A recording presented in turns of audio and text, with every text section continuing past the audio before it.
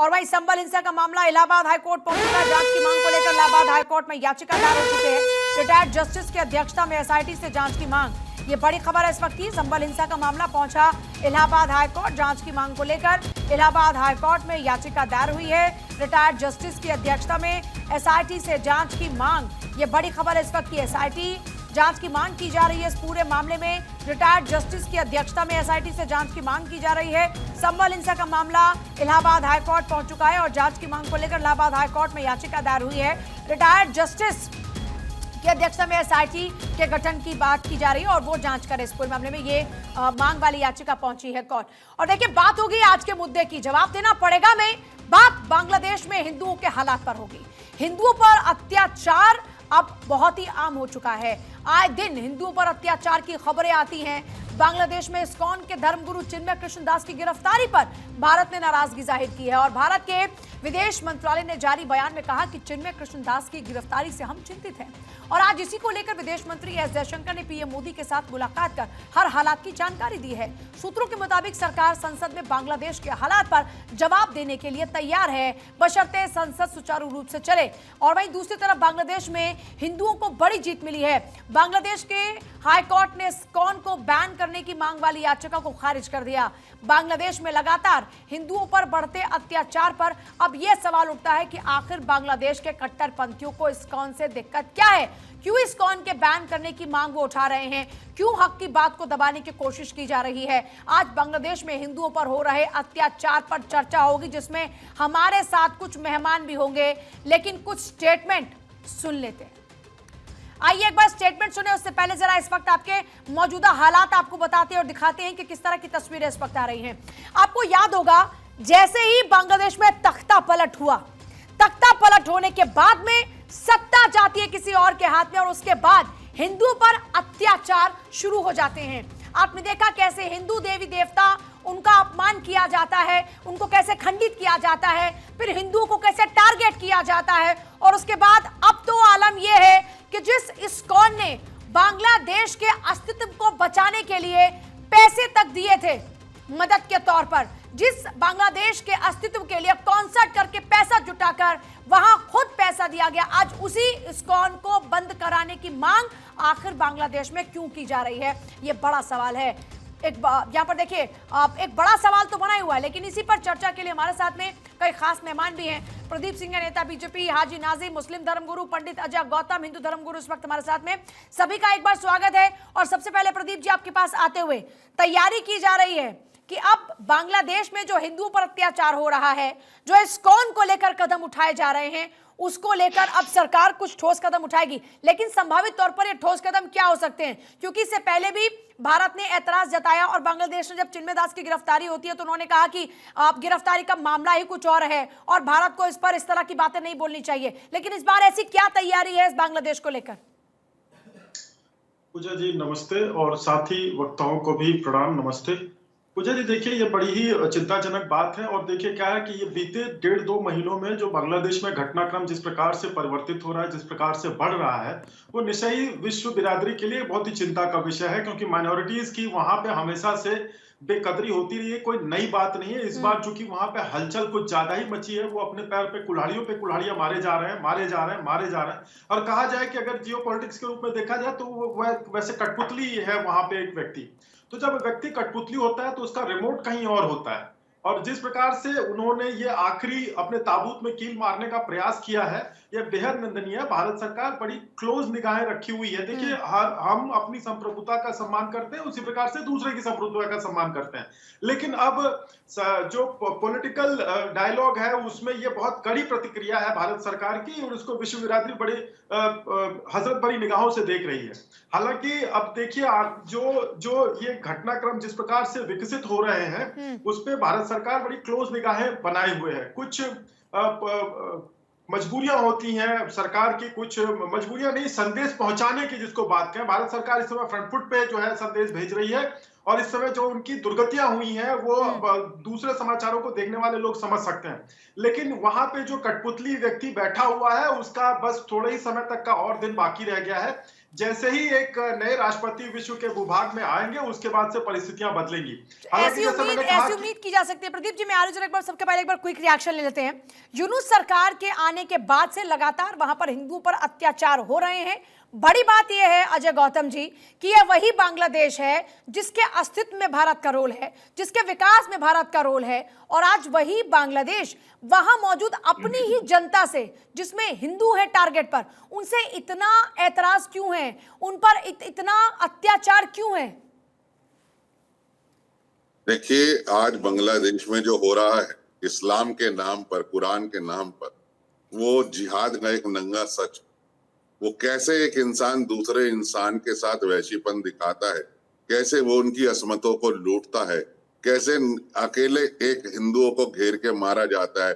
वो ISKCON temple जिसने बाढ़ आने पर लाखों बांग्लादेशियों को भोजन कराया बिना उनका धर्म जाने, बस थोड़ा सा, हाँ, बिना इस लाखों इस्लाम के लोगों को, वहां बांग्लादेश के लोगों को भोजन कराया ये जाने कि इनका धर्म क्या है। जिसने समय समय पर इस्कॉन टेम्पल ने जिस बांग्लादेश की सहायता करी, जो उसकी रीढ़ की हड्डी है, आज ये इस्लामिक तुष्टिकरण के कारण, जिहादी मानसिकता के कारण, ये आज उसी को मिटाने के अंदर लगे हुए हैं। यही मैं कहता हूँ इस्लाम का नंगा सच है, यही इस कुरान की सीख है, यही है कि एक इंसान दूसरे इंसान को बराबर ना समझे। कोई भी धर्म ये नहीं सिखाता कि आप इंसानियत का कत्ल करें। ये वो लोग हैं जो उसके नाम पर पैरवी करते हैं और ऐसे धर्म को बदनाम करते हैं। देखिए, मेरा स्पष्ट मानना है, मेरी बात सुनिए पूजा जी, मेरा ये कहना है, मैंने धर्म की बुराई नहीं करी, मैंने कहा धर्म के नाम पर जो हो रहा है, मैं कह रहा हूँ कुरान की शिक्षा के नाम पर जो हो रहा है, वहां पर इस्लाम की शिक्षा के नाम पर क्या हो रहा है, जिहाद के नाम पर जो हो रहा है, हो तो उसी के नाम पर रहा है ना। जो करने वाले हैं वो नारा कौन सा लगा रहे हैं? वो अल्लाह नारायण तकबीर का नारा ही तो लग रहा है, अल्लाह अकबर का ही नारा तो लग रहा है। एक हिंदू या बिजनेसमैन अपने घर आता है और अकेले घेर के उसको निर्वस्त्र करके काट दिया जाता है। एक महिला एसडीएम वहां पर जो है उसके कार्यालय में घुस के कहते हैं कि आप इस्तीफा लिखो, नहीं तो आपको जान से मार देंगे। आज क्यों हो रहा है? जो 22% वहां हिंदू थे, आज 7% से भी कम है। पाकिस्तान के अंदर जो कभी 30% थे, आज 1% से भी कम है। कोई धर्म, हाजी नाजिम जी, कोई धर्म नहीं सिखाता आपस में बैर रखना। तो फिर ऐसे में धर्म के नाम पर वहां हिंदुओं को टारगेट क्यों किया जा रहा है? ये तो एक धर्म को बदनाम करने की साजिश हुई ना। हाँ पूजा जी, देखिए आपने कहा कि जिस तरीके की बात आपने कही, देखिए मुझे बहुत अच्छा लगा, क्योंकि देखिए आपस में बैर नहीं रखना मुझे भी यही सिखाता, आप बहुत अच्छी बात है। लेकिन जिस तरीके से मेरे कुरान का जिक्र आया और इस्लाम का नंगा नाच से वाले शब्द बोले गए, मुझे बड़ी आपत्ति हुई।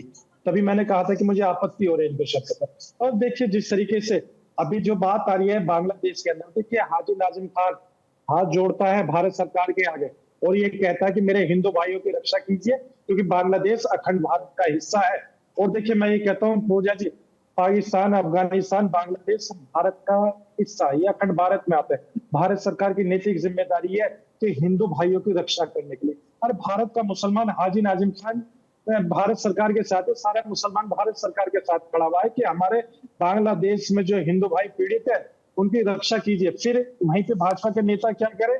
अभी अमेरिका से जो नई सरकार आएगी तब हम देखेंगे। भाई हम अमेरिका के कब तक पिट्ठू बने रहेंगे?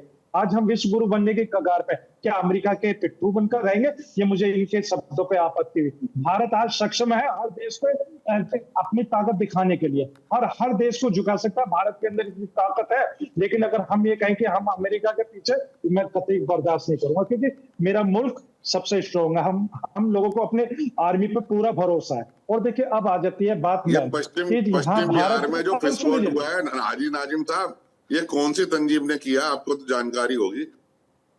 हाँ सुन लीजिए, देखिए अगर कोई भी इस तरीके का हरकत करता तो देखिए वो गुनहगार है, चाहे किसी भी समुदाय से आता हो। लेकिन अगर इसमें आप हिंदू या मुस्लिम एंगल देखेंगे गलत है। मैं ये कहता हूँ कि आखिर मेरे हिंदू भाइयों की रक्षा क्यों नहीं हो रही, जबकि देश तो सुरक्षित हाथों में है।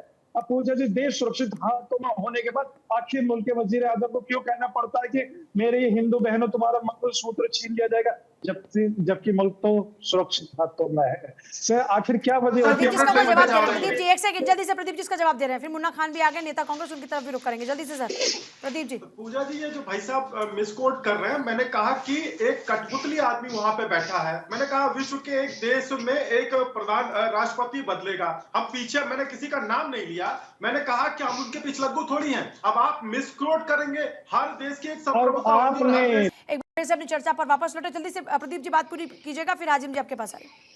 जी, मैं ये इनको बताना चाह रहा था, हो सकता है उस मामलों के एक्सपर्ट ना होइए, लेकिन क्या होता है हर देश की एक संप्रभुता होती है। एक संप्रभु देश दूसरे देश के किन्हीं मामलों में जिस प्रकार से भारत ने कड़ी आपत्ति जताई है, वो इस विषय को समझने वालों को समझ में आता होगा। बहुत बड़ी बात है, ये कोई सामान्य बात नहीं है। जब मामला अब गले तक पहुंच चुका है, जिस दिन नाक के ऊपर गया उस दिन भारत अपनी रक्षात्मक कार्रवाई करेगा। लेकिन अगर आप केवल एक धर्म को मैं लेकिन एक सेकंड, मैं एक सवाल जल्दी से हाजी नाजिम से आपसे जानना चाह रही हूँ, फिर मैं मुन्ना साहब आपके पास आ रही हूँ।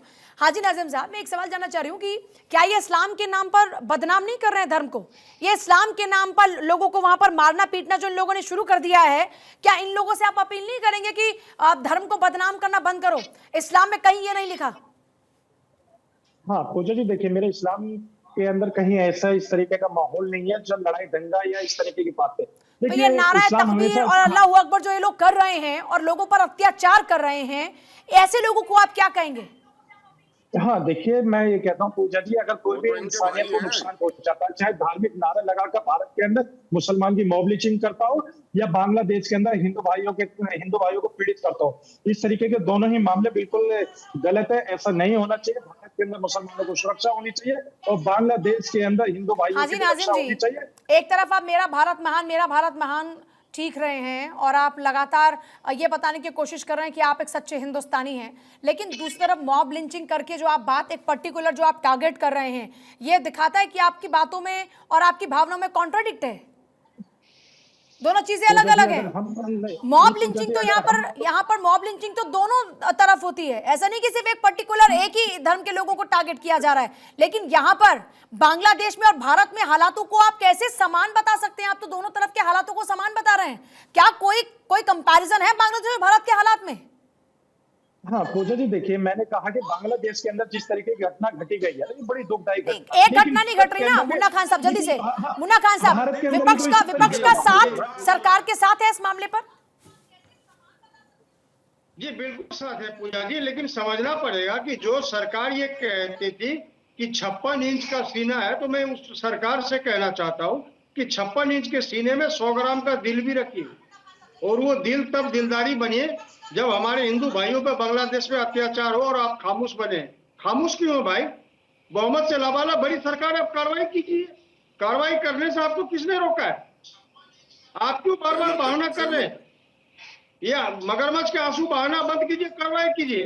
अरे नहीं कुछ तो कांग्रेस जल्दी से इसका जवाब प्रदीप जी, कांग्रेस ने थोड़ी सी असहिष्णुता दिखी, हमने पाकिस्तान को टुकड़े करने का काम किया। भरोसे में लेके तो करेगी नहीं। अगर सरकार इनके पास आए, विपक्ष के पास आए भरोसा लेने के लिए, तो उस पे भी यह सदन को नहीं चलने देंगे। तो भारत सरकार का जो दायित्व है, भारत सरकार उसको कर रही है। कभी भी बस अफवाह नहीं, हमारे देश के मामले में कभी कुछ हुआ है तो हम विरोध करते हैं। अगर देश से बाहर अगर हमारे हिंदू भाई के साथ एक एक करके बात नहीं समझ पाएगी जनता। उसके साथ है। अपना काम को अच्छे तरीके से चलिए सर, बहुत ही शुक्रिया आप सभी का चर्चा में शामिल होने के लिए। एक हकीकत यह है, जो लोग भारत और बांग्लादेश के हालातों को एक जैसा बताने की कोशिश करते हैं, तो ये उनकी बड़ी गलतफहमी है। अगर कोई सच्चा, असली और पक्का लोकतंत्र है तो वो भारत के पास है, जहां पर सबके पास समान अधिकार हैं। लेकिन हाँ, कुछ लोग बांग्लादेश में क्यों हिंदुओं को टारगेट कर रहे हैं, ये एक बड़ा सवाल है। और लगातार जिस तरीके से टारगेट किया जा रहा है, वो वाकई चिंता का विषय है और इस पर पूरी दुनिया को एक साथ आना चाहिए कि क्यों एक कम्युनिटी को टारगेट किया जा रहा है एक देश के अंदर, वरना इसका एक संदेश बहुत ही नेगेटिव जाएगा पूरी दुनिया में।